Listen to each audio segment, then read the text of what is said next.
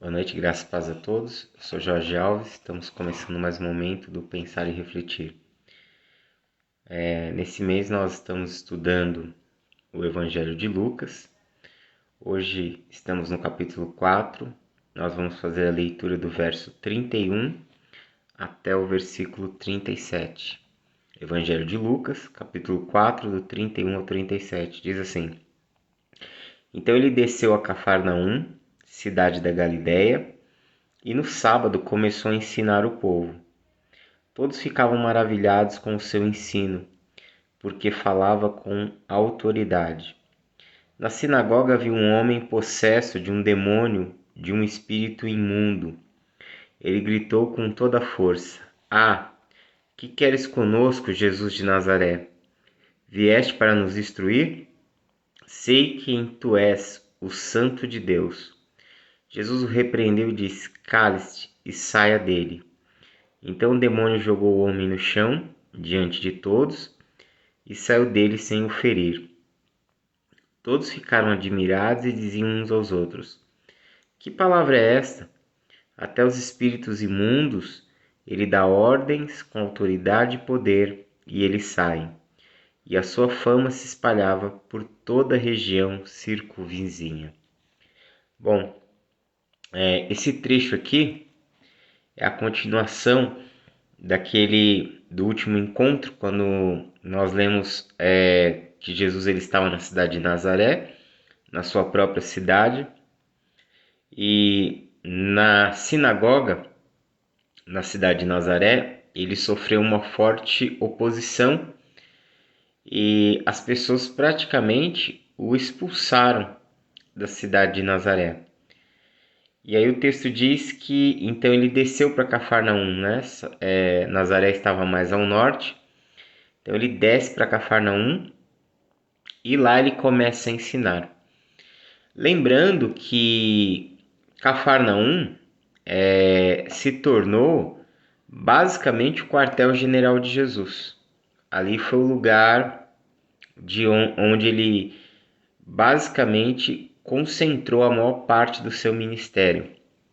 No Evangelho de Marcos, ele faz uma apresentação de Jesus concentrando o seu ministério na região de Cafarnaum da Galiléia, e Marcos ele registra apenas poucos momentos, três descidas, aliás, de Jesus para Jerusalém, sendo que a última é a que ele sofre a crucificação. E Lucas também segue essa ideia geográfica do Evangelho de Marcos, que é essa ideia de mostrar os movimentos de Jesus, que Jesus ele estava em um determinado lugar, ele sofre rejeição, e aí ele desce exatamente para a região de Cafarnaum, onde o seu ministério é aceito. Então Lucas ele nos coloca esse contraste. Você tem Jesus no primeiro momento rejeitado em Nazaré, que é a cidade onde ele cresce, a cidade onde ele vive a sua infância, e em Cafarnaum, uma cidade vizinha, ele recebe agora o acolhimento das pessoas. Ele recebe a admiração das pessoas e basicamente em Cafarnaum ele vai concentrar o seu ministério. E aí ele chega no sábado na sinagoga. A sinagoga de Cafarnaum, segundo alguns historiadores e arqueólogos, ela foi uma sinagoga que foi redescoberta pela arqueologia moderna. Ela era feita de um material, de uma pedra até um pouco incomum, né? Uma pedra cara. E alguns arqueólogos acreditam que mesmo a sinagoga de Cafarnaum, tendo uma espécie de construção um pouco melhor em termos de arquitetura, as pessoas sentavam-se provavelmente no chão, em tapetes no chão. Ou seja, as sinagogas antigas, as sinagogas da época de Jesus, as sinagogas da antiguidade, elas eram bem diferentes das sinagogas modernas, né? Que tem belos assentos, né? Assentos bem confortáveis, como as nossas igrejas também hoje em dia, na maior parte delas tem assentos bem confortáveis, mas as sinagogas antigas, muito provavelmente muitas delas tinham ou bancos de pedra. Tem um canal no YouTube de um historiador chamado Jonathan, acho que é Nemer, alguma coisa assim. E ele fala muito sobre isso. Ele é um professor de história e ele tem especialização em cristianismo e judaísmo. E ele mostra alguns relatos arqueológicos de algumas sinagogas onde os bancos eram de pedras. E algumas outras, as pessoas acabavam sentando-se no chão. E, bom, o que chama a atenção é que Jesus ele ensina o povo. No último encontro eu falei que as sinagogas, elas abriam espaço para o ministério leigo, né, para pessoas que não necessariamente tinham uma formação, tinham um ministério formal como os escribas, como os mestres da lei, pessoas que tivessem um conhecimento das escrituras hebraicas, eles tinham espaço para estar ensinando. E havia uma abertura muito grande para os professores, né? Quando haviam professores mestres, ou escribas, ou sacerdotes, alguém de uma linhagem sacerdotal, ou até mesmo escribas, ou da linhagem dos fariseus, né? Do grupo dos fariseus, essas pessoas elas tinham uma preferência para estarem ensinando ali. E o que vai chamar a atenção? Que o ensino de Jesus, as palavras de Jesus, promovem nas pessoas não só uma espécie de admiração, mas as palavras de Jesus geram nas pessoas uma espécie de... Eu acho que a melhor palavra que eu poderia usar, elas promovem vida, porque de fato é isso. Jesus mesmo disse acerca das suas palavras, né, no Evangelho de João: as palavras que eu vos transmito são espírito e são vida, ou seja, são palavras que produzem vida espiritual, são palavras que produzem vida em nós. E é exatamente essas palavras de Jesus que, ao produzirem vida, leva os seus ouvintes a ficarem o que Lucas registra no verso 32, que ele diz assim: todos ficavam maravilhados com o seu ensino, porque falava com autoridade. E aí o Lucas ele destaca essa nota, a nota de autoridade. Veja só, os mestres judeus, eles eram intérpretes da Torá. E a maior parte das suas interpretações estavam muito ligadas à tradição, a tradição oral que eles já tinham recebido. E a tradição oral, ela é muito antiga mesmo no judaísmo. O judaísmo é uma religião de quase 4.000 anos.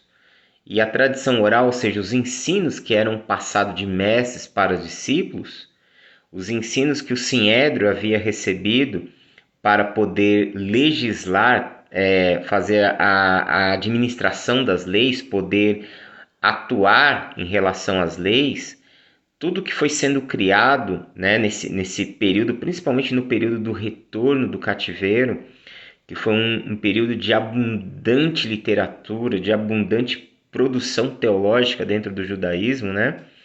Eram os artifícios, eram os caminhos pelos quais os intérpretes da lei faziam suas leituras, faziam suas interpretações do texto da Bíblia. Só que Jesus, ele tem uma fala totalmente diferente da tradição, ou totalmente diferente dos mestres dos seus dias, né? Em alguns aspectos, claro, em alguns aspectos. Eu não vou dizer que em todos os aspectos, porque na minha pesquisa sobre o Jesus histórico, eu tenho cada vez mais descoberto a relação dos ensinos de Jesus com a tradição dos seus dias. Jesus ele não foge da tradição dos seus dias. Jesus ele não rejeita de todo o ensino dos rabinos. Jesus ele vive num período do judaísmo que é chamado de judaísmo rabínico, onde havia os dois grandes mestres, né, as duas grandes escolas que se destacavam muito, que era a escola do Rabino Hillel, que ao Rabino Hillel se é dado o título de fundador do farisaísmo. O movimento farisaico surge a partir de Hillel, por assim dizer. E uma outra escola de um outro grande rabino, que era o Rabino Shammai. Eles basicamente, quando Jesus nasce, esses rabinos ainda estão vivos, né? Na fase adulta de Jesus aqui, eles já não estão mais vivos, mas os seus ensinos haviam se tornado base para a construção da fé judaica e para a interpretação do texto, né, da Bíblia. E Jesus não foge de todo dos ensinos dos rabinos. Jesus não foge da tradição escrita, né, que é o texto da Bíblia. Jesus não foge da tradição oral. Mas o que chama atenção no ensino de Jesus é a profundidade, é para onde ele leva isso. Eu acho que um dos melhores textos para a gente entender a mente de Jesus, entender como Jesus interpreta a própria lei, é quando a gente pode estudar o Sermão da Montanha. O Sermão da Montanha não está presente aqui em Lucas, somente parte dele, né? É muito resumida, mas a maior parte dele, né, na verdade, ele faz parte da tradição do escrito do Evangelho de Mateus. Então, no Evangelho de Mateus, do capítulo 5 até o capítulo 8, você tem o Sermão da Montanha, e ali você tem uma visão muito clara, muito nítida de como Jesus interpreta a lei. Então, assim, Jesus interpreta a lei nos seus próprios termos. Logicamente que, como eu disse, em muitos aspectos ele não foge. Ele não foge dos mestres, ele não foge dos rabinos. Muitos historiadores hoje, muitos que se lançaram, né, desde o início do século passado, e isso ganhou muita força na década de 70, muitos acadêmicos se lançaram na chamada pesquisa do Jesus histórico, no resgate da historicidade, da história de Jesus. E alguns chegaram a algumas conclusões, né, não definitivas, né, porque nós não podemos chegar a conclusão nenhuma definitiva, mas muitos já escreveram que, de fato, Jesus ele está muito alinhado com as suas tradições religiosas. Tanto que ele é um judeu que vai para a sinagoga, ele foi um judeu criado dentro da fé judaica, dentro do ensino das escrituras hebraicas. Porém, o que chama atenção aqui, e a nota que Lucas coloca aqui, é que Jesus ensina como quem tem autoridade. Jesus ele ensina de uma forma muito mais profunda do que qualquer mestre dos seus dias. Jesus ele ensina, ao transmitir o seu ensino, produz vida dentro do coração dos seus ouvintes, e isso nos seus dias e hoje, até hoje, e isso permeará enquanto existir esse mundo, enquanto existir essa realidade. Na verdade, as palavras de Jesus, elas são atemporais. As palavras de Jesus, elas refletem a própria voz de Deus. Todas as vezes que eu penso no Evangelho de João, quando diz no princípio era o Verbo, e o Verbo estava com Deus, e o Verbo era Deus, que Jesus é essa palavra, que Jesus é essa fala, Jesus é a palavra do Eterno que cria todas as coisas, que dá vida a todas as coisas, que gera todas as coisas. Então, quando Jesus fala, é a própria expressão da fala do Pai.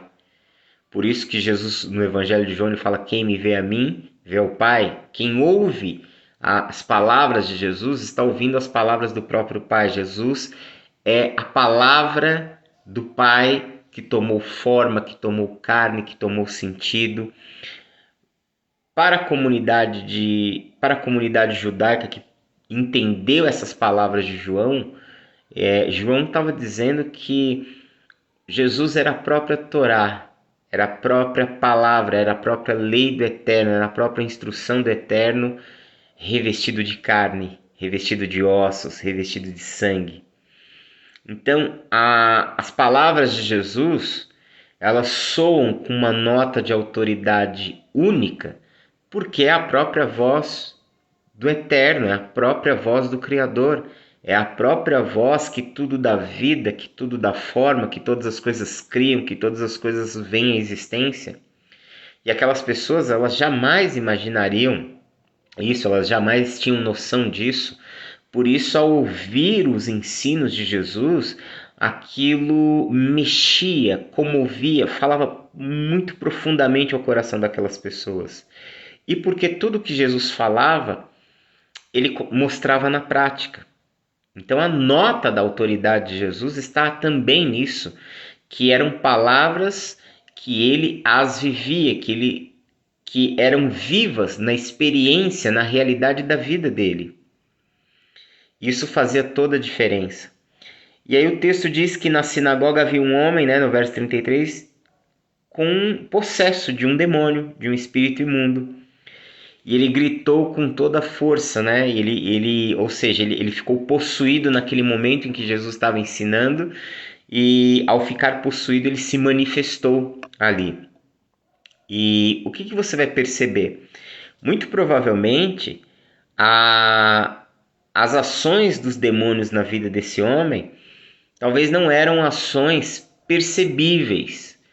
Talvez ele nunca tinha, pelo menos não na sinagoga, isso nunca havia acontecido, até porque dentro da própria religião judaica, dos dias de Jesus, uma pessoa possuída por demônios seria tida como uma pessoa totalmente impura, uma pessoa que não poderia ter acesso a um lugar religioso.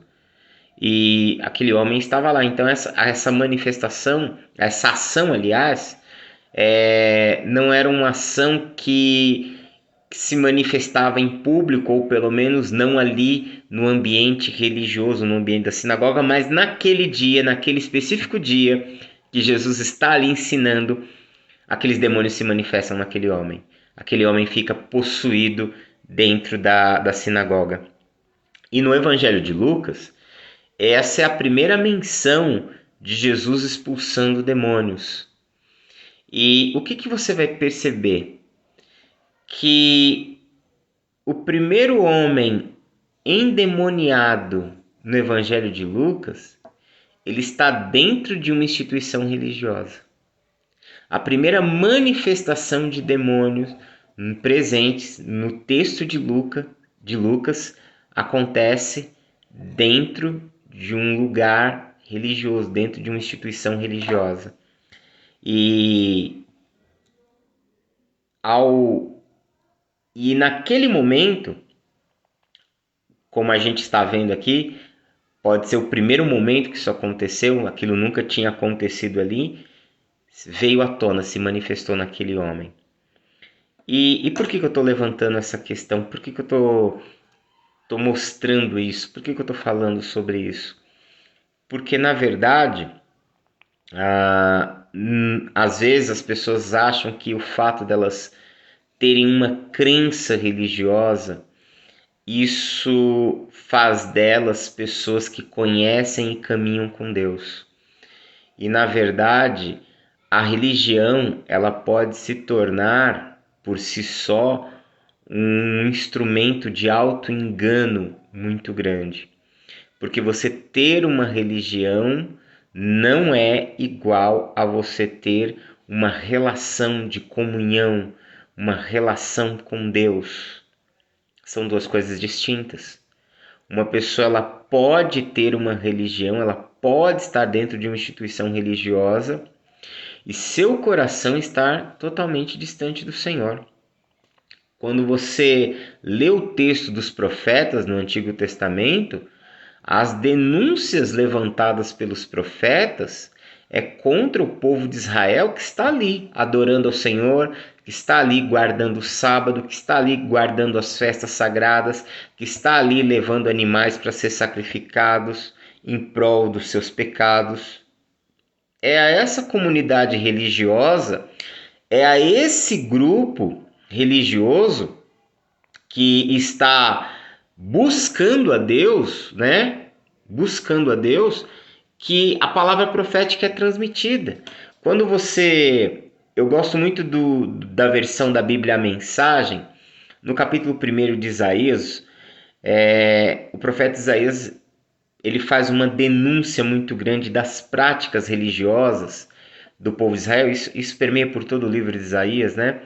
Mas na Bíblia A Mensagem, há uma fala lá por volta do verso 16, por volta do verso 17, que diz assim: eu estou cansado dos joguinhos religiosos de vocês. Deus dizendo por meio do profeta Isaías para a comunidade de Israel. Ou seja, e ele fala, é reunião para aquilo, é reunião, é tanta reunião, estou cansado das vossas reuniões. Então o que acontece? Deus estava cansado daquele formalismo religioso, daquela coisa de aparência, daquela atitude das pessoas, elas terem como um momento sagrado, o momento que estão ali no templo, o momento que estão ali no culto, o momento que estão ali fazendo alguma coisa de caráter religioso. E aí, quando saíam dali, suas vidas eram marcadas por injustiças, por atitudes mesquinhas, quando viam pessoas pobres em necessidades, deixavam elas perecendo, não estendiam as mãos a elas. Lá em Isaías 58 há uma denúncia gravíssima sobre isso. Quando o profeta fala, né, Deus fala por intermédio do profeta sobre o jejum que agrada a Deus. Ele fala que, na verdade, Deus não se agrada daquele jejum litúrgico onde as pessoas estão rasgando as suas roupas. Ele denuncia e fala: vocês deveriam rasgar o coração de vocês, em vez de vocês ficarem aí diante de tantos jejuns, de lamúrias, de tantas práticas ritualísticas, vocês deveriam agir contra as injustiças. Vocês deveriam vencer o mal com atitudes de bondade. Vocês deveriam vencer o mal com o bem. Vocês deveriam estender as mãos para aqueles que sofrem. Vocês deveriam ir ao encontro daqueles que têm necessidades. Então, olha a bofetada que Deus dá nas práticas religiosas da nação de Israel naqueles dias.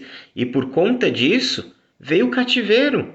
Ou seja, o cativeiro ele veio no momento onde a religião de Israel parecia estar em alta. Se você lê o livro do profeta Jeremias, você vai perceber que o rei Josias já havia restaurado o culto a Deus, as pessoas já tinham voltado à prática de um culto monoteísta, né? Josias havia destruído os ídolos, pelo menos a maior parte dos ídolos, mas ainda assim o rei Josias havia destruído os ídolos externos, mas havia ídolos no coração das pessoas. Aliás, o nosso coração é um dos maiores assentamentos de idolatria. E se nós não tomarmos cuidado, nós podemos construir uma vida exatamente assim. Uma vida vazia, uma vida onde nós cumprimos rituais religiosos, onde nós fazemos as coisas quase que obrigados, porque querendo ou não, quando o nosso coração ele se esvazia do amor a Deus, quando ele se esvazia de devoção, quando ele se esvazia desse primeiro amor, nós começamos a fazer coisas por obrigação. Nós vamos para a igreja, ou prestamos culto a Deus, ou participamos da liturgia do culto, porque isso se tornou um hábito. Mas o hábito por si só não nos aproxima de Deus. O hábito por si só, se nós não tomarmos cuidado, ele pode, nosso coração pode se distanciar de Deus e a gente continuar naquelas práticas. E aí nós vamos gerar o quê? Uma espécie de auto-engano, de achar que tais práticas vão fazer com que a nossa relação com Deus esteja ok, tudo certo, tudo perfeito. Na verdade, não vai estar. E nós vamos estar com um coração vazio, nós vamos estar mais apegados a este mundo, nós vamos estar mais abraçando as ilusões desse mundo e achando que as coisas que eu faço na igreja, as coisas que eu faço, o culto que eu vou, as ofertas e as contribuições que eu entrego, elas são suficientes para serem indicadores de que eu estou bem com Deus. E na verdade a coisa pode estar péssima.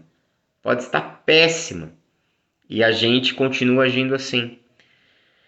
Então, por isso que a fé bíblica, ela é uma fé que sempre, se você lê de uma ponta a outra, todas as vezes que a Escritura fala sobre a nossa relação com Deus, há sempre um chamado das Escrituras, principalmente em Jesus, de olharmos para dentro de nós, de considerarmos o nosso coração, de pesarmos as coisas na balança, para que nós não nos tornemos vazios, para que a nossa vida não se torne vazia, para que a chama ela possa sempre arder dentro do nosso coração, para que possamos sempre viver uma relação de amor com Deus. Lembre-se que na história do filho pródigo, um filho se revolta com o pai e vai embora de casa. Mas o filho que fica, ele também se revolta com o pai. Ele também se distancia do pai. Mas ele permanece dentro da casa. Tanto que quando você vê isso nas atitudes dele, quando o filho mais novo volta e é recebido e recebe uma festa em sua homenagem, ele é tomado por inveja e ele fala que ele tem trabalhado a vida toda para o pai, ou seja, ele vê o trabalho dele como uma obrigação. E ele fala, e esse teu filho aí que desperdiçou todos os seus bens com meretrizes, com bebidas, ao retornar o Senhor o abraça e faz uma festa, o Senhor nunca fez isso para mim. E aí o que o pai lhe fala? Ele fala, mas tudo que é meu é seu. O que o pai estava dizendo? Você é filho. Todas as minhas posses são suas. Mas qual era o problema daquele filho mais velho? Ele não se via mais como filho. Ele se via como alguém, como um empregado. Ele se via como alguém que tinha obrigações.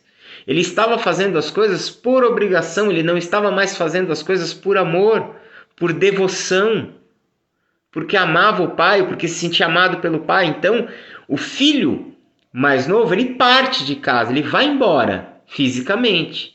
E o outro se distancia no coração, mas permanece dentro da casa.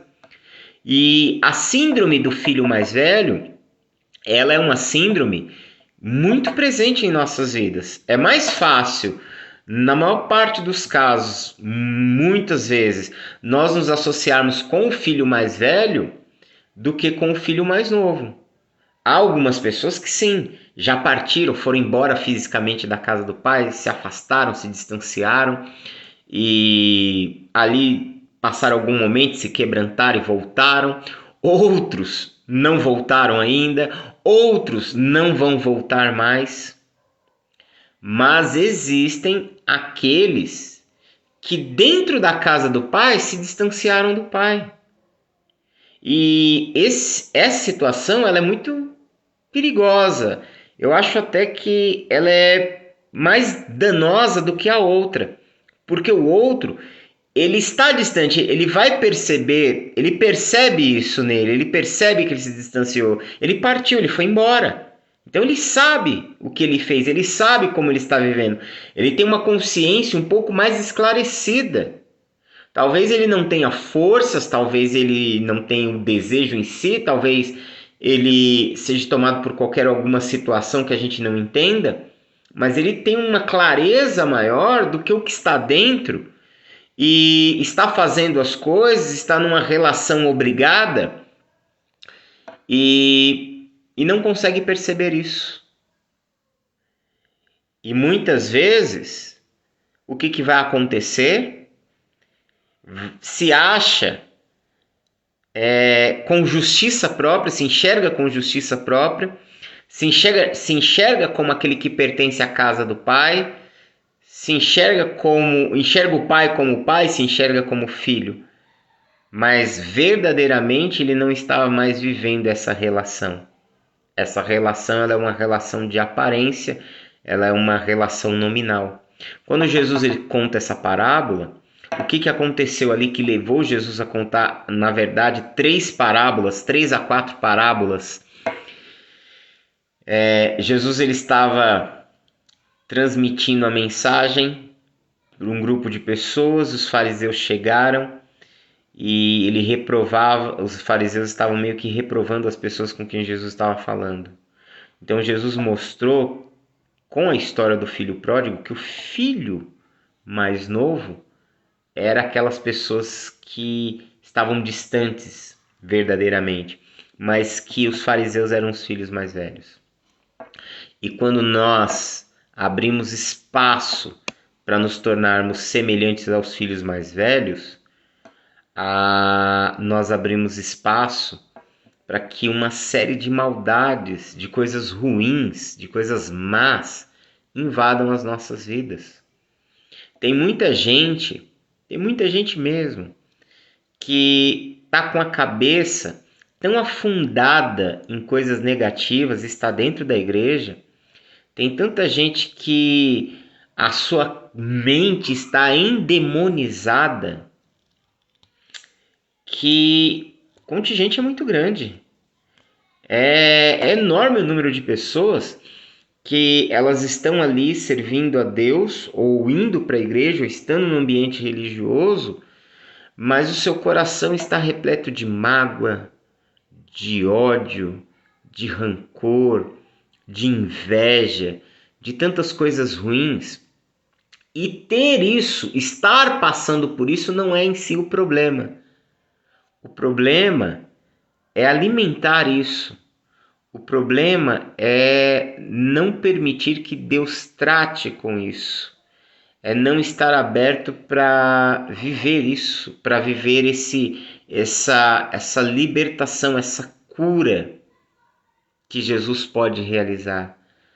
Muitas vezes na vida a gente está tão afogado em dores, em tantas coisas que na verdade elas são ruins na nossa vida, mas às vezes a gente não consegue ver uma saída, não consegue ver como nós vamos sair daquela situação. A gente vai se afundando cada vez mais. Porém, deve existir no coração aquela consciência de saber que aquilo que você precisa de ajuda, que você precisa de socorro. Ter essa consciência de que eu preciso de ajuda, ter essa consciência que eu preciso de socorro, ter essa consciência que eu estou afundando, que eu estou naufragando, ela é uma das consciências mais poderosas que existem, que é o reconhecimento de onde nós estamos, que é o reconhecimento de onde nós estamos vivendo, do que nós estamos vivendo. Quando nós reconhecemos onde estamos na nossa relação com Deus, onde nós estamos em relação a nós mesmos, onde nós estamos em relação às pessoas que nós convivemos e muitas vezes amamos, quando nós nos enxergamos, quando nós nos achamos, quando nós nos percebemos, essa é uma das consciências mais poderosas que nós podemos chegar. Por quê? Porque qualquer coisa que Deus possa fazer por nós só pode encontrar espaço em nossa vida quando nós chegamos nesse estado, quando chegamos no estado do reconhecimento. E enquanto isso não acontece, nós vamos alimentando forças negativas. Quando a gente fala de demônios, e a ideia da live em si, eu não teria tempo para falar sobre toda essa tradição de como surge esse conceito de demônios dentro do texto da Bíblia, até porque você não vê demônios, basicamente você não vê a ideia de demônios no texto do Antigo Testamento. Você vê, pra gente ter uma ideia, quem a gente vê passando por uma espécie de ação demoníaca é o rei Saul, onde Davi ele foi exatamente trazido ao palácio do rei para tocar e trazer alívio sobre aquele tormento. E o texto diz que Deus havia mandado um espírito, né? Que Deus havia enviado um espírito para atormentar Saul. Então, essa é a única menção, talvez no livro de Samuel também uma outra menção que a gente possa ter a uma ação de demônios produzindo engano, exatamente no momento também que Saul vai consultar uma feiticeira e aparece o espírito de Samuel. É um texto muito controverso, muito discutido, né? Então, assim, não existe uma demonologia clara no Antigo Testamento. Essa ideia se desenvolve muito mais no período ali, quando eles retornam do cativeiro. Mas o que muitos, né, muitos escritores, muitos rabinos, muitos exegetas judeus, dentro da tradição do judaísmo, acreditavam que os espíritos, que essas ações de demônios, os demônios eles andavam, eles vagavam pela terra, né? Eles vagavam e eles procuravam o quê? Mentes que eles pudessem dominar. Isso depois foi desenvolvido, essas ideias foram depois muito bem desenvolvidas no judaísmo, mas você pode ver que sempre que alguém está endemoniado, o que está debaixo do governo, o que está subjugado pela ação dos demônios? A mente. Você pode ver que quando alguém está endemoniado, ele não se reconhece, ele não sabe quem ele é. A possessão, como aparece aqui no texto, o texto diz que esse homem estava possesso, ele estava possuído por um demônio. Então as suas faculdades mentais, a sua razão, ela estava comprometida, a sua consciência estava comprometida. Havia uma outra força que havia entrado em sua vida. E como essa outra força entrou? Como essa outra força entra? Essa outra força, ela ganha poder na vida de uma pessoa a ponto de entrar na vida de uma pessoa e a ponto de governar os pensamentos de uma pessoa exatamente por aquilo que uma pessoa pensa. Quanto mais pensamentos ruins, destrutivos, quanto mais pensamentos negativos uma pessoa alimenta em sua mente, mas ela abre espaço para que essas situações ganhem forma, ganhem força, ganhem influência. Quanto mais os pensamentos de uma pessoa se tornam ruins, mais o seu coração se afasta de Deus, mais ele se distancia do Senhor e mais ele abre espaço para que essas forças atuem em sua mente. Você pode ver que a maior parte do Novo Testamento nos aconselha o quê? A guardar os nossos pensamentos, a vigiar com os nossos pensamentos, a fazer com que os nossos pensamentos se tornem pensamentos bons. Quando você lê, eu vou até compartilhar aqui Filipenses, quando ele fala da questão não ande ansioso por coisa alguma, apresente as necessidades de vocês diante de Deus, através da súplica, da oração, ou seja, os nossos medos, os nossos anseios, as nossas preocupações podem tomar conta das nossas vidas e nos distanciar do Senhor. E aí ele termina falando, se você buscar a Deus, se você apresentar suas necessidades diante de Deus, Deus vai cuidar de você, primeiramente trazendo paz para o seu coração e para a sua mente, protegendo o seu coração e a sua mente para que elas estejam blindadas, né?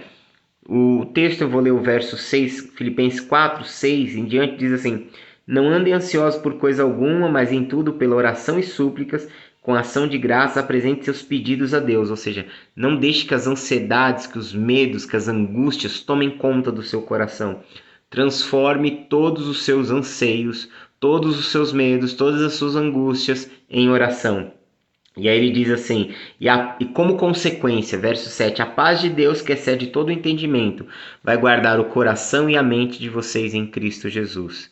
E aí olha o conselho dele, aí ele fala, ó, como resultado, o Senhor vai guardar a mente e o coração de vocês. Aqui é a ideia de uma blindagem, porque a ideia de guardar aqui, o texto grego, né, é a ideia de um soldado, de um sentinela protegendo um determinado lugar. Então a paz de Deus ela vai proteger, vai guardar a nossa mente, vai guardar o nosso coração.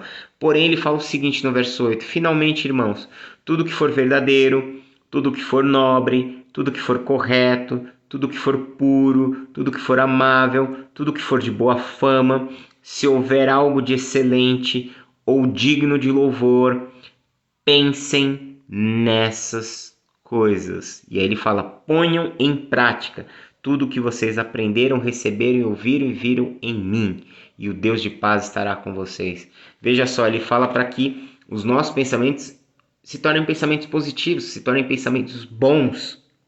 Por quê? Porque os pensamentos ruins, os pensamentos maus, os pensamentos negativos vão abrigar essas ações, essas forças espirituais. Todas as coisas ruins que você pensa, e todas as vezes que você pensar de forma negativa, você abre espaço para que essas forças não necessariamente te possuam, mas para que essas forças ganhem espaço na sua vida. Por quê? Porque todas as vezes que essas preocupações tomarem conta do seu coração, você vai olhar cada vez menos para Deus. Você vai depender cada vez menos de Deus. Seu coração vai se distanciar de Deus.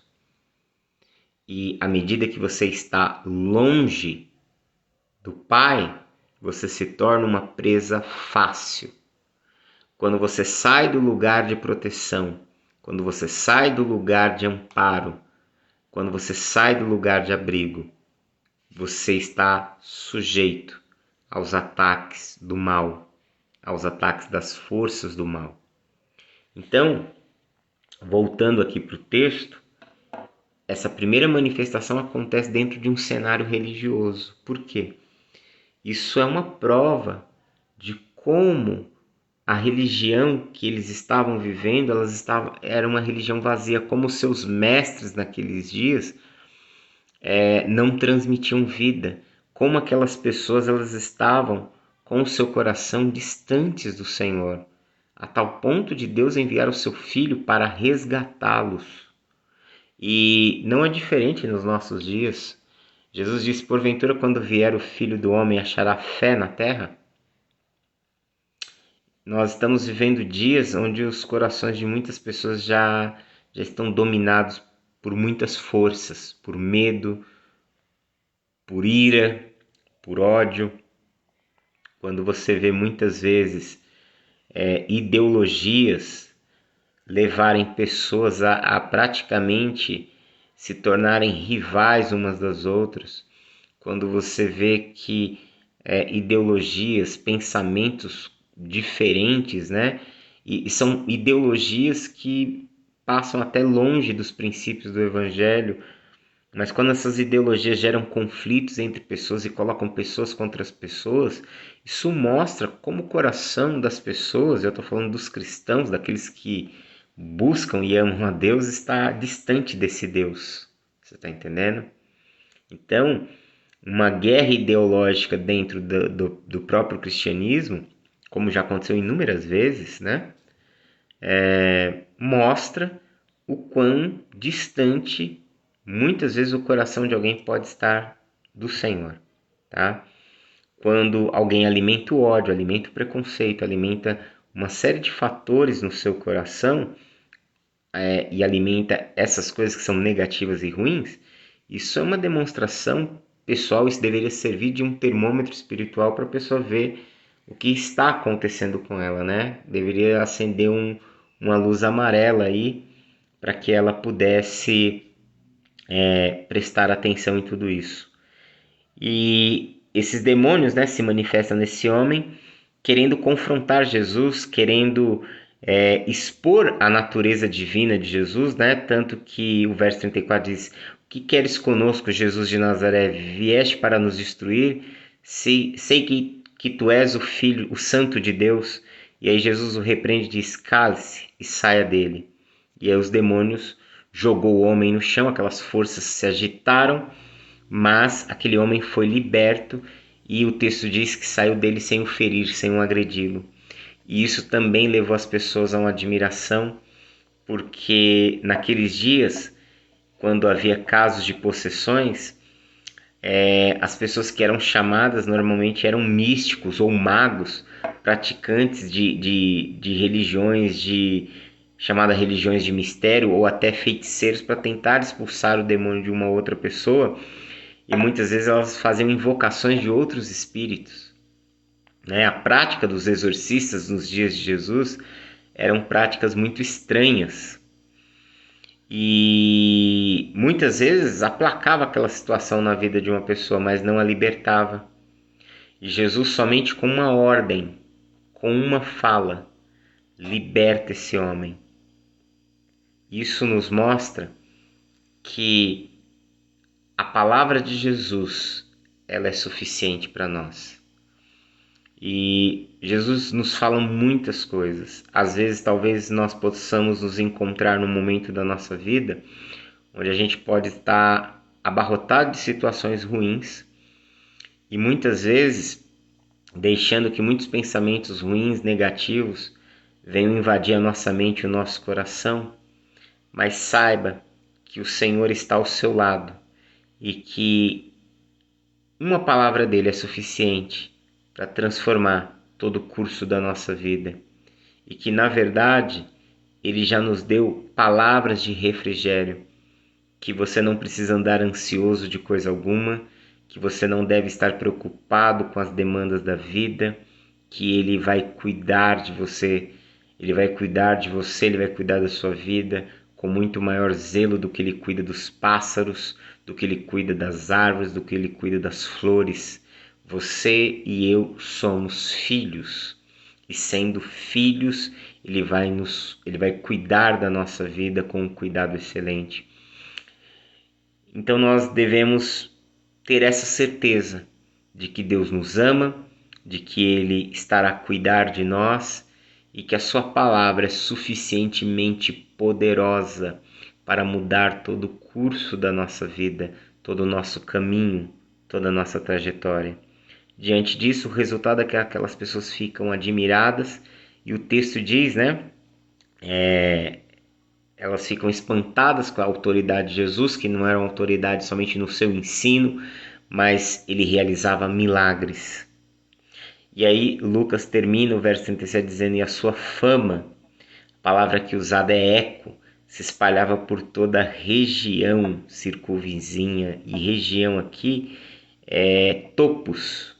É muito interessante, né? Tem um jogo de palavras no texto grego. Ele está dizendo que o eco de Jesus vinha do topo. Ou seja, que a fama de Jesus, ela crescia exatamente como alguém que grita de um lugar muito alto, né? Quando alguém falava de uma montanha, de um monte, o eco da voz da pessoa, ela tomava todo aquele ambiente e ia se espalhando, se espalhando, se espalhando. E Lucas faz esse jogo, né, literário aqui, esse jogo de palavras, para dizer que a fama de Jesus se espalhava por toda a região, assim como um eco que ia ganhando amplitude, ganhando forma e alcançando e alcançando e alcançando vidas. E para encerrar essa mensagem, eu quero lembrar que você e eu não somos somente os filhos amados e cuidados pelo Eterno, pelo Senhor, mas somos também aqueles que são discípulos de Jesus e que fomos enviados a esse mundo para servir a Jesus, para manifestar o reino de Deus a outras pessoas. e que Deus possa fazer da nossa vida exatamente como esse eco, como esse grito que é dado numa alta montanha, como esse eco que vai tomando conta dos ambientes, que vai tomando conta dos lugares, que vai crescendo, que vai ganhando forma e que vai se expandindo. Que Deus possa pegar a nossa vida e possa ecoar por meio da minha vida, por meio da sua vida, e esse eco de Deus possa alcançar muitas outras vidas. Amém? Vamos orar? Pai, nós te louvamos por tua bondade e graça, nós te bendizemos por tua fidelidade, pelo teu amor, por esse tempo aqui reunidos.